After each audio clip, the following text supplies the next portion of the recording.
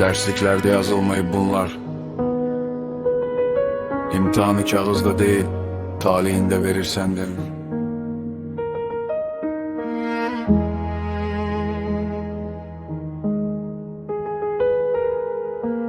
İşte.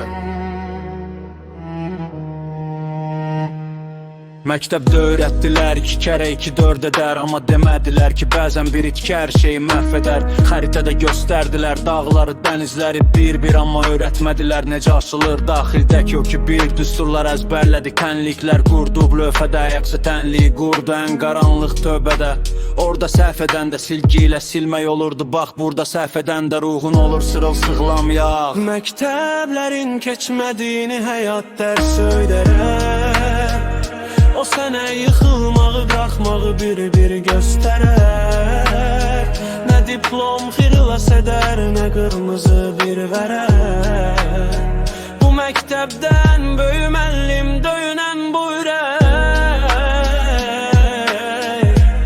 Həyat dərsi ən ağır imtahan.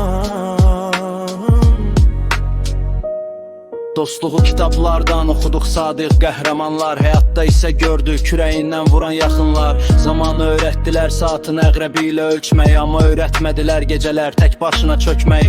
Pulun dəyərini rəqəmlərlə hesabladıq biz. Həyatda öyrəndik ki vicdanın yoxsa sən bir eksiz. Zəng vurulmur burada dərs bitmir heç zaman. Həyat ən böyük məktəbdir, həm zalım həm də aman. Qiyməti gündəliyə deyil, alnına yazırlar. Burada tənəffüs yoxdur, ancaq təcrübə var. Məktəblərin keçmədiyini həyat dərsi öyrədər.